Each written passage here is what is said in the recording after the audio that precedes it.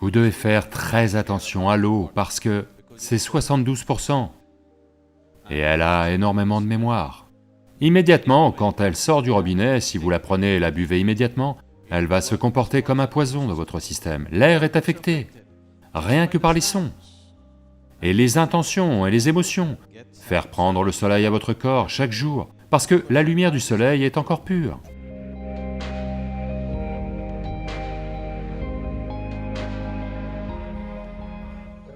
Pranam Sadhguru. Donc, je vous ai entendu dire que 72% de notre corps est de l'eau, et que si on boit de l'eau énergisée, c'est vraiment, on peut prendre en main son corps et son mental. Est-ce vrai pour l'air que l'on respire et la nourriture que l'on mange? Parce qu'en ville, on doit vivre dans l'air pollué et les salles climatisées de nos entreprises. Alors pourriez-vous, s'il vous plaît, nous donner des détails sur le processus de Bhutta Shuddhi? Si vous dites à votre entreprise, je suis prêt à travailler sans climatisation, ils seront trop heureux. Ça leur ferait économiser beaucoup d'argent. N'est-ce pas? Et ce serait bon pour vous de tant de manières. Mais...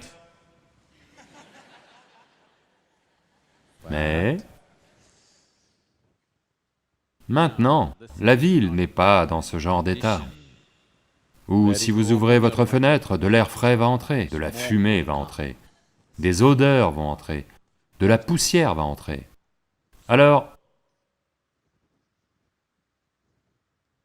c'est bien, c'est pratique. Mais vous n'êtes pas obligé de rester assis là 24 heures, juste pour le travail. Vous pouvez faire une promenade chaque fois que vous le pouvez. Et de toute façon, 72% c'est de l'eau. 12% de la terre, seuls 6% sont de l'air. Dans ces 6% d'air, l'air n'est pas toujours dans la respiration. Sur les 6% d'air qui sont ici, il n'y a que moins d'1% que vous respirez. Le reste est simplement là. Pour certaines personnes, c'est concentré dans le cerveau. Mais autrement, dans chaque cellule du corps, il y a de l'air. Donc, quand vous dites air, ce n'est pas juste la respiration. Il y a 6% d'air dans chaque cellule du corps. Enlevez-en juste un peu du cerveau, ce sera bien. C'est bien si c'est dans les poumons, dans le cœur, dans les muscles. Ils fonctionnent mieux s'il y a de l'oxygène, vous savez? Vous savez ceci, si vous êtes en manque d'oxygène, les muscles deviennent rigides. Parce que ceci a besoin d'air, autrement ça ne va pas marcher. Donc, l'eau c'est 72%. Donc le plus grand soin doit être apporté à l'eau, parce que c'est 72%. Si vous allez passer un examen, supposez que ce soit comme ça. Disons que vous allez passer un examen de physique. Vous avez l'eau, la terre, ceci, cela. Mais le sujet sur l'eau représente à lui seul 72% de la note. Naturellement, vous passez plus de temps à lire sur l'eau, n'est-ce pas? À travailler sur l'eau, oui ou non? L'air n'est que 6%. Vous n'allez peut-être pas le travailler, parce que 94%, ça vous va. L'eau, vous devez la travailler, parce que c'est 72%.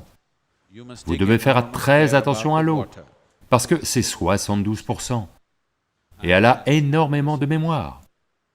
Si j'ouvre cette eau, même sans ouvrir, si je dis quelque chose à cette eau, elle s'en souvient. Il y a beaucoup d'expériences dans ce sens. Donc, si vous prélevez cette eau sur le réseau d'eau où qu'il soit et la pompez vers votre maison, disons qu'elle a fait 50 virages. Elle a été pompée de force, avec une certaine force, qui est naturellement appliquée, et vous vivez au 12e étage de l'immeuble, donc elle est encore plus forcée. Maintenant, ils disent que si elle fait 50 virages, environ 60% de l'eau est devenue toxique. Immédiatement, quand elle sort du robinet, si vous la prenez et la buvez immédiatement, elle va se comporter comme du poison dans votre système.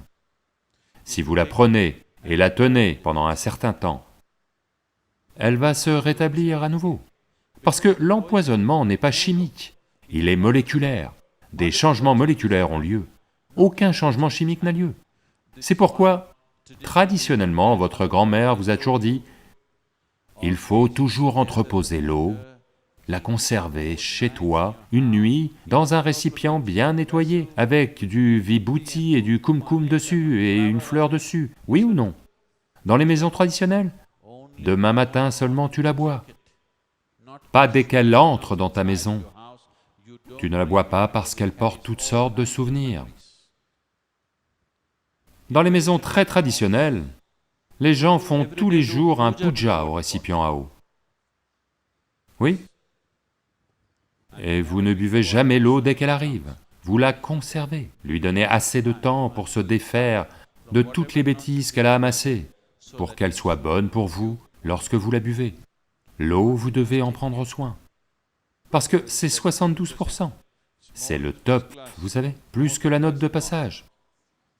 La chose suivante est la nourriture, parce que c'est la terre. 12%. Encore quelque chose, n'est-ce pas? Alors, comment la nourriture entre en vous?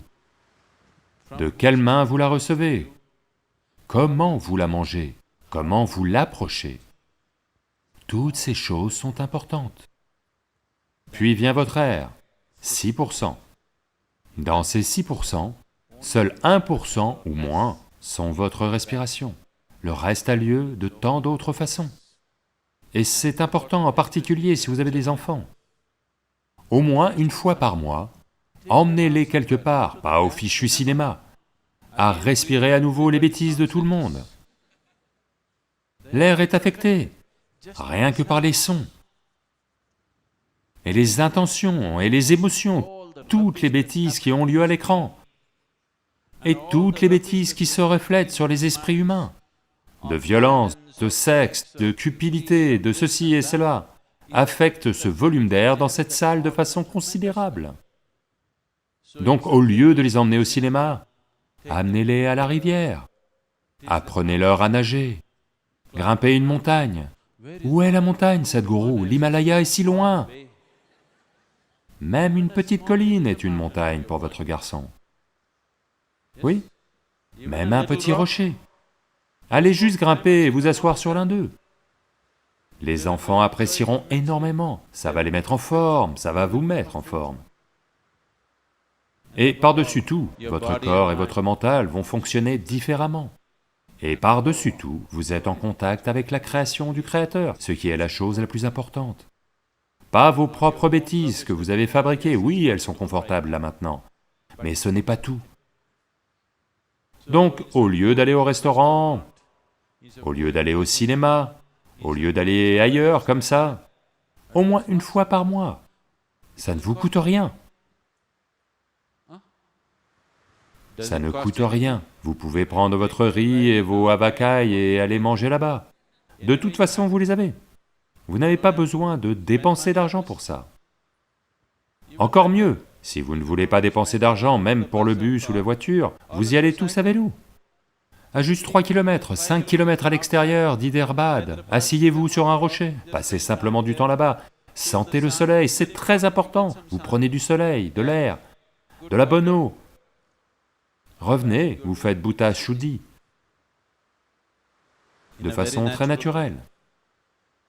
Ce n'est pas la version la plus élaborée de Bhuta Shuddhi, mais vous faites un certain Bhuta Shuddhi. C'est ce que je disais à l'instant, si vous prenez soin de la nourriture, de l'eau. L'air n'est pas toujours entre vos mains parce que vous vivez dans une ville, mais l'eau et la nourriture, vous pouvez en prendre soin. Et quel genre de feu brûle en vous? Ça aussi, vous pouvez en prendre soin. La lumière du soleil n'est pas devenue impure, n'est-ce pas? Mettez-vous au soleil tous les jours, s'il vous plaît. Faites prendre le soleil à votre corps chaque jour, parce que la lumière du soleil est encore pure, n'est-ce pas? Personne ne peut la contaminer, heureusement. Et quel genre de feu brûle en vous? Est-ce le feu de la cupidité? Le feu de la haine? Le feu du ressentiment? Le feu de la colère? Le feu de l'amour? Le feu de la compassion? Quel genre de feu brûle en vous? Vous prenez soin de ça. Ensuite, vous n'avez pas à vous inquiéter de votre bien-être physique et mental, il est pris en charge.